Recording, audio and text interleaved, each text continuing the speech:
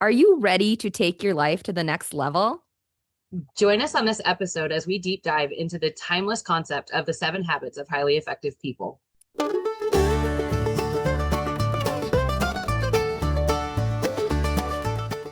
Hi, everybody. Welcome back to another episode of Why You Worried About It. I am Lindsay Bush, HR Director with Country Crossroads Counseling. And hi, everybody. I'm Susie Arbo, a licensed professional counselor. We're so happy to be on this journey to a better you. And we have had so much fun hearing from people, talking to people, and we're excited. We're going to actually have a live event coming up in a couple weeks. We're going to share about on social media. So stay tuned for that, Lindsay. That's going to be really awesome. I'm so excited, and we're going to have special guests on it and do a little Q&A panel. So it's going to be a lot of fun. So if you guys have been thinking about or wanting to reach out with any ideas or topics, it's a great way to throw them out to us, and we'd love to chat about them in that forum because I think it's going to be a lot of fun.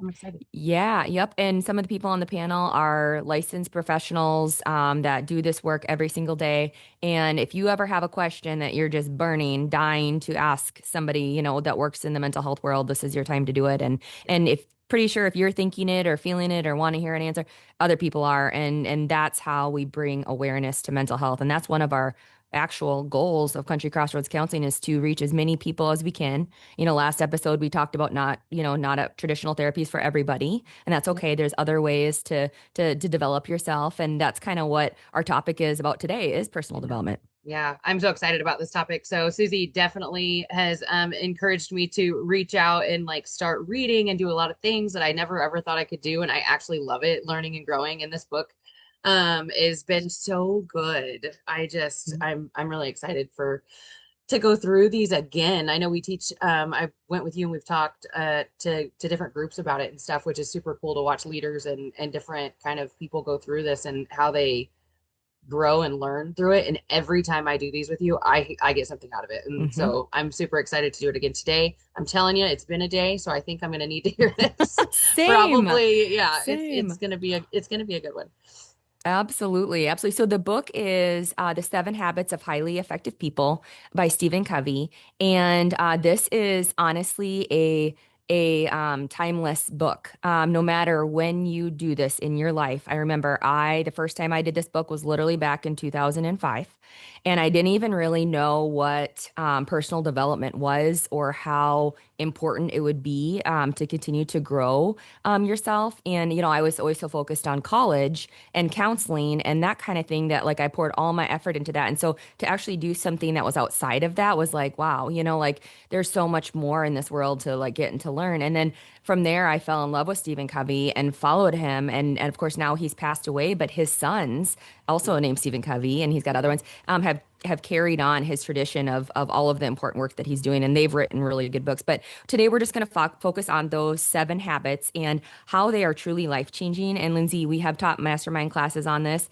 and it's so fun to see kind of the light bulb go off, not only for us, but for the people that, get exposed to this. And you might be thinking, well, I don't read books, I don't do books. I feel you. I get that. You know what I mean? Like some people just are not like that. This little podcast, these couple minutes you spend, you're going to get it kind of in a nutshell, and you can Yeah. apply these principles even without doing the book. And there's little things, there's little handouts you can get and that kind of stuff and whatnot. But some of the areas that the 7 habits actually help you in is anybody have any stress out there? I don't know. Or I think everybody's just, riding through life and just sweet, smooth sailing. so the book definitely helps with stress management. It helps with time management. If you are a leader in any capacity, and Lindsay, it doesn't even mean like maybe you lead a company or on a leadership team. Maybe you lead your family. Maybe you're a mom or a dad, or maybe you work in the community on a board or something like that. It talks a lot about leadership and just the importance of that, and a lot about our mindset. Stephen Covey was a big believer in our mindset. So the first habit, you might be wondering kind of what that is, and it's actually habit number one is be proactive. And this is the part of the book where he sets the tone right away how important our mindset is and that we are in control of so much in our life. Like yes, we talk about on here there's so many things that we shouldn't be worried about or that are out of our control. However, there are things that we can do in life by being proactive, and really having that good mindset of that we can be growth type people. We can learn, we can overcome things. We don't have to be the victim. We can be the victor of a lot of situations. And so, habit number one just kind of sets the tone for the whole book. And so, we love a good call to action here. So I'm just gonna encourage you kind of right now to think about how is your mindset? You know what I mean? Like, do you get up every day and accomplish things? Are you proactive with your life, with your relationships, with your work? Are you doing good things? You know what I mean? Like, all of that stuff. Are you spending your time wisely? Like, those are all things that we can be proactive about. So, kind of just do a little self kind of check in right now. Now, what do you think about topic number one, Lindsay? Oh, it's a hard one. I'm telling you, today's have been a struggle for me, and like the mindset is really like I've had to talk myself down a couple times already this morning, and it's not even that late in the day, but it makes a big difference the way you look at things. And I know we have notes here or whatever, but like when you are, I love the changing the I have to I choose to or I Hmm. get to. Like it's so much better when you tell yourself those things like I have to get up and go to work today. That doesn't sound so great, but I get to get up and go to Hmm. work today. Like how empowering is that? Like that's awesome to know that I have a choice. I don't have to. We all have a choice, but when you change that mindset and you're just excited about it and maybe think about it in a different light and through that, I love the paradigm. He talks about paradigms all the time Hmm. in Hmm. the book, and it's kind of a crazy word, but now I notice it all the time when people talk about it. But truly, when you look through different paradigms and like different lenses that people are doing things, it changes the way you feel about it. Like when you literally just say I have to or I choose to, your feeling is different, just your entire being. So I really think it's a really really good one, and it's something I struggle with every day.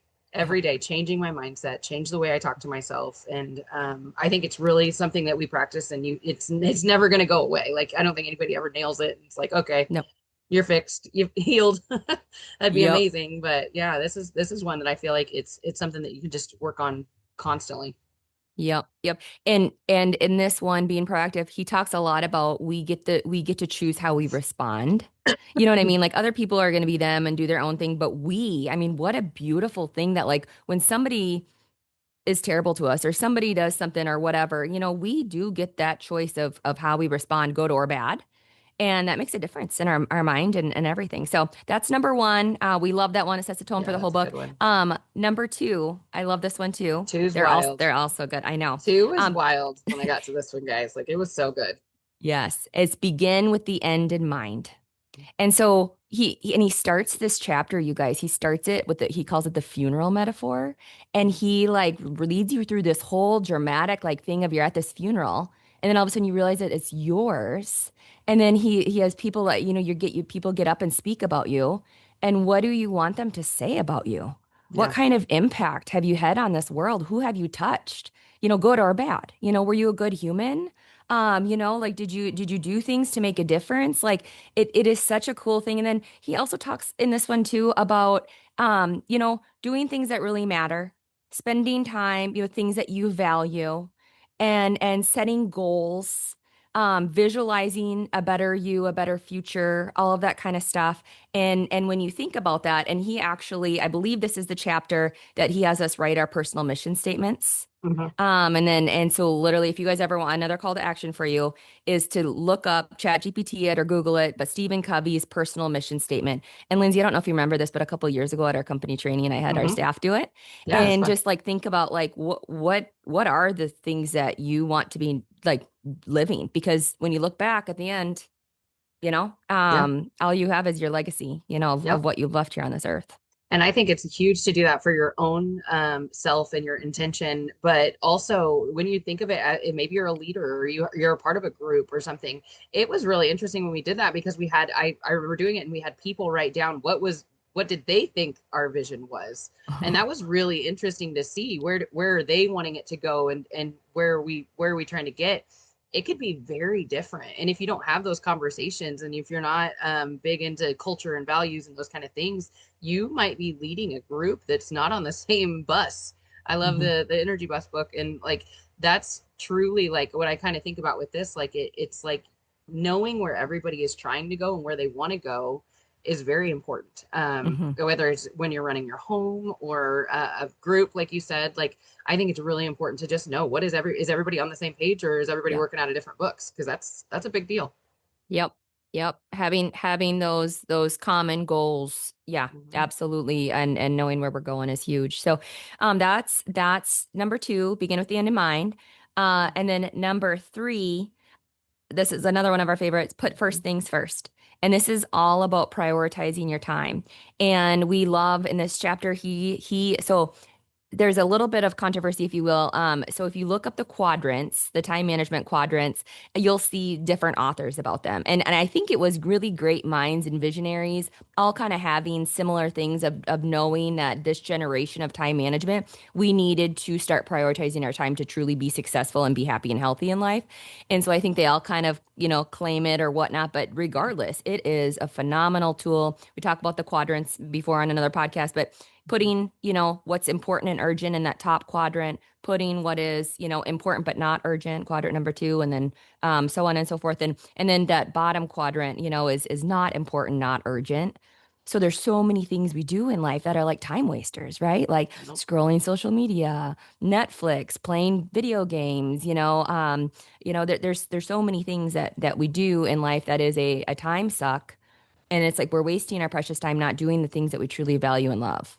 And Mhm. so that chapter is so huge. And he just talks about success in life and being healthy, happy, that kind of thing is so important. So, Yep. When you spend all your time in that not important, not urgent category, you're missing out on a lot of things, and it automatically throws everything that is important into that important and urgent category. And we would be doing ourselves so much of a favor if we lived more in the important, not mhm. urgent, and Yep. actually working and be proactive and get those things done. Stay out of that. I mean, obviously, we need those downtimes, right? Like, we're Hmm. not saying Hmm. you can't do that or anything like that, but just being more kind of just in tune with how are you spending your time? What are you doing?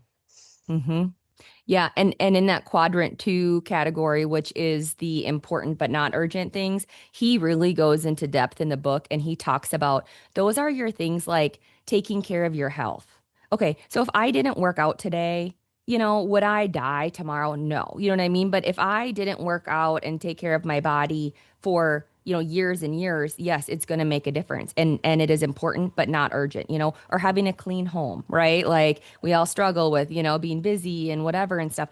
What is it going to change your life today if you don't have a clean house? Probably not. But would it increase or decrease the stress in your life and you feel a little bit better and that kind of thing? Yeah. So even spending time with family, Lindsay, like how many times do things come up when, you're like, oh yeah, someday we'll do this, time Mm-hmm. with our family, or someday we'll do whatever because it's not urgent, right? For We're not sure. putting out fires. But at the end of the day, if you value your family or value time with God, if you're not making an effort to do that, then you're not going to do it. So Nope. we just encourage you take that Yep. Google the quadrants, or the matrix, whatever you want to call it, and look at it, print it out, and then fill it out. Or just even you don't even need to do that. Grab a blank sheet of paper and draw the quadrants, and then look it up online.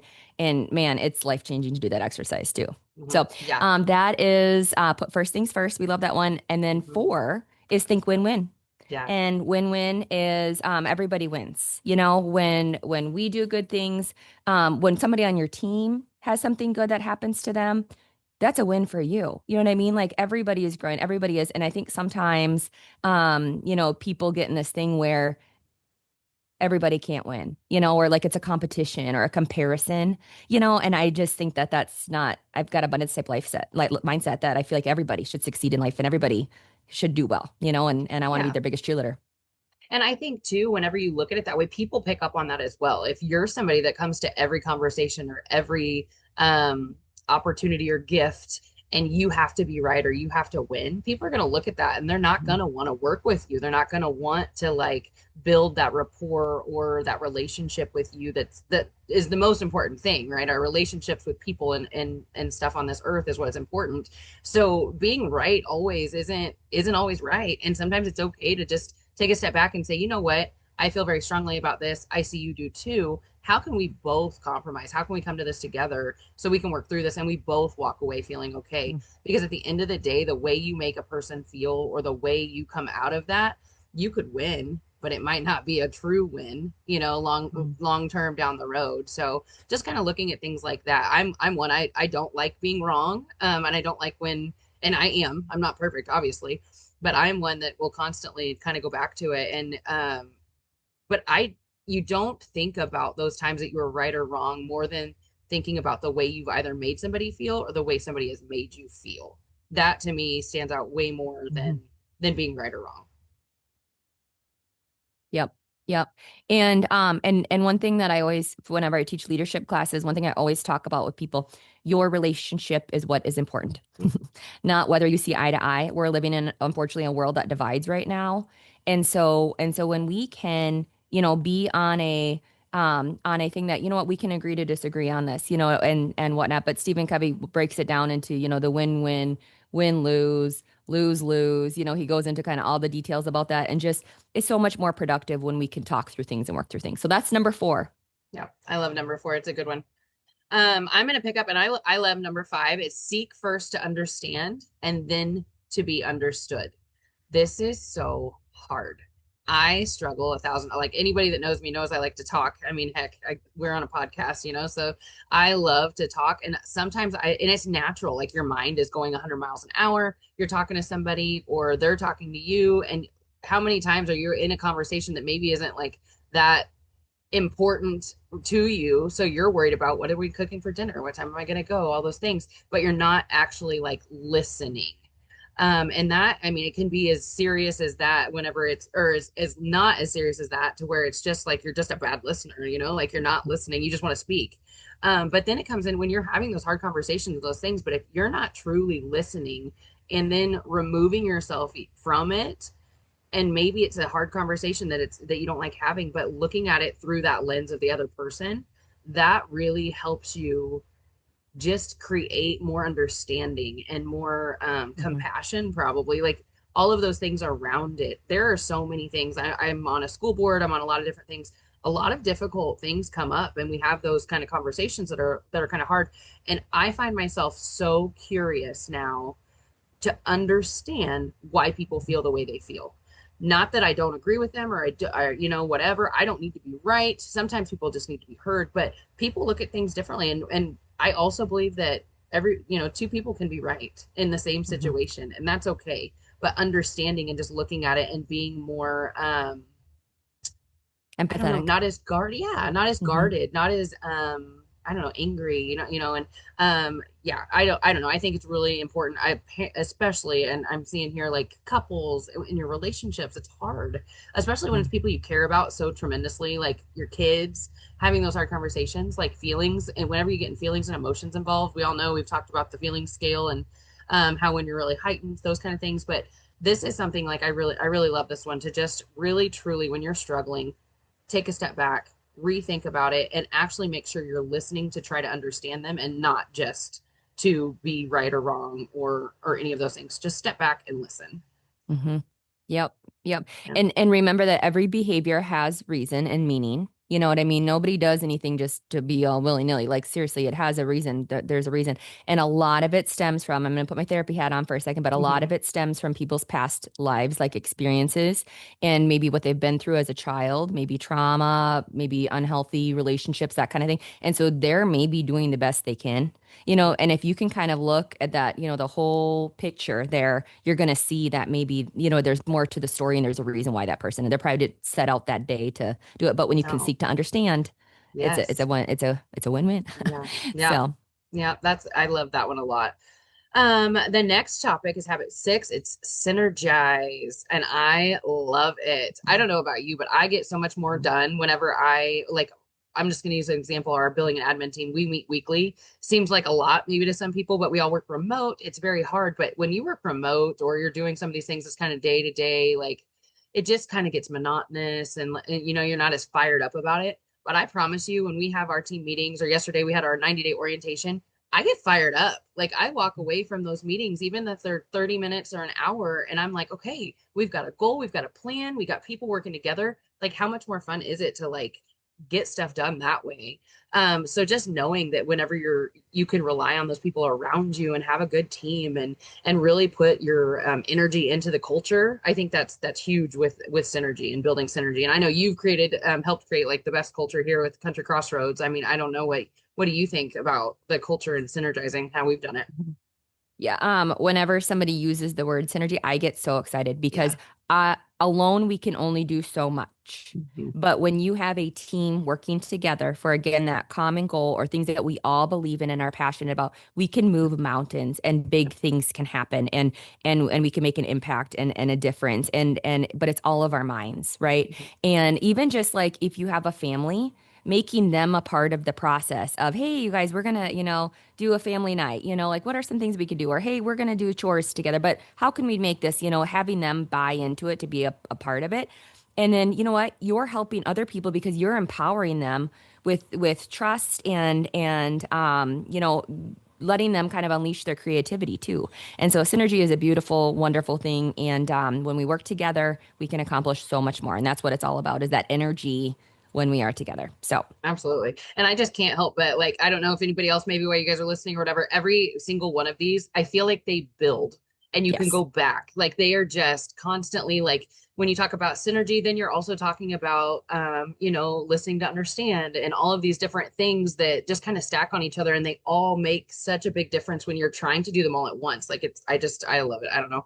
Yep. I wanted to go back to all of that whenever you're talking about it. The last habit is habit 7. So it's renewal and sustainability, but sharpen the saw. And that's what he calls it in the book. It's sharpen the saw. So it is nobody is a master of it. And I Mm-mm. love having you on here is wonderful, Susie, because you know these things. You teach them all the time. And I know you share, I don't know how many times I've listened to you present and do all these things. I take something away every single time. I don't care if I've listened to the same presentation that you've done every single time there, I'm going through something different in my life, something going on, and you can pull something out of it. So just another call to action here is don't ever think you're done. Mm-mm. Like we're not done. If we're alive and breathing, we should still be wanting to learn and do better as humans. And that's what he talks about here is just basically making sure that you're focusing on those different areas of your life that are going to make sure that you're the best person Mhm. as a whole being that you can be. So you have to stay up on all of those things, your physical, mental, emotional, spiritual, like all of those things they all play a part of who we are. And if we think that we've mastered one and you're going to put it by the wayside, I guarantee you're going to come back around to it and you're going to say, oh, I fell off that's Mhm. not looking good or it's going to go down. But if you're really doing a good job of trying to focus and put effort in every single one of those categories, you're going to do better and you're going to feel better and you're just going to be a better human, like all the way around.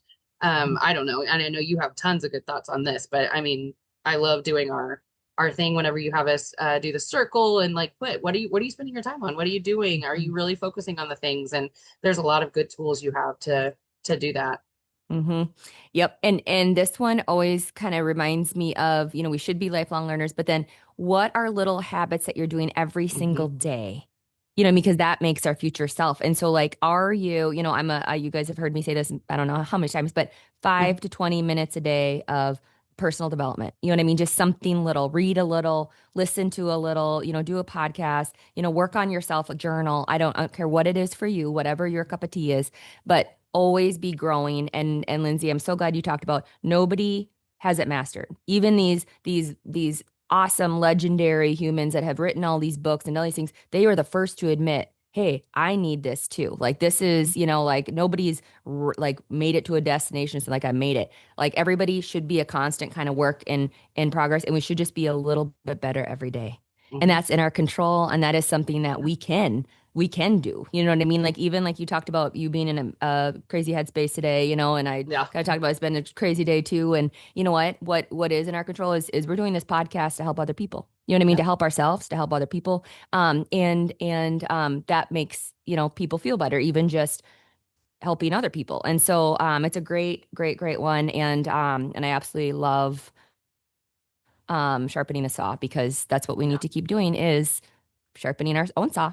keeping Yeah, and learning. they're So, here. If you guys are listening right now, yep, you guys are doing it. So congratulations. Like it's not that hard. And definitely yep, I absolutely love if you guys haven't done the book again, it's Stephen yep, Covey's. You have it there. Okay, awesome. The seven yep, habits of yep. highly effective people. It's so good. I definitely So and good. it gets like break it down too if it stresses you out, but or if Yeah. maybe one of them speaks to you more than another right now, go to that chapter, read that section. Like, don't be afraid to jump around in it. Mhm. It's not a book that you're ever gonna regret reading. I promise that.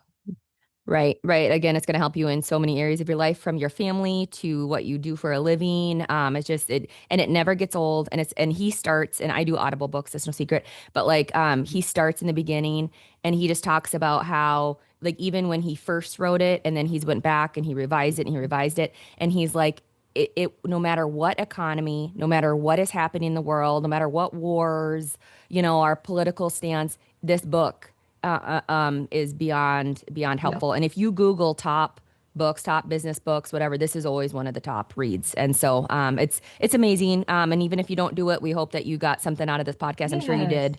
And I know I did. That's for sure. Thank I you, Lindsay, for absolutely that. I needed it today too. So yes, thanks Yeah. guys for being on the journey. And definitely make sure you're following us. Watch us on Facebook. We always put a lot of stuff out there. That's where we're gonna have our live event in a couple weeks. So we're super excited about that. Again, we love having guests on the show. I know we've got a few lined up for this year and we're so excited about that. But if it's something you want to talk about or it's burning on your heart and you want us to talk about, reach out to us. We'd love to hear from you. You can always find our info at our website, countrycrossroadscounseling.com. Yep. And if you are interested in ever having a mastermind class, it can be anywhere from an hour to 4 to 8 hours. We've done them on the 7 habits. We've got several different topics that we do these for, and groups of people find them so helpful. And so if we can ever help you out in that way, we're all about getting the good word out to people, as many as we can. So thank you so much for listening. We just love you guys, and we hope that you have a fabulous rest of your day. Thanks for listening.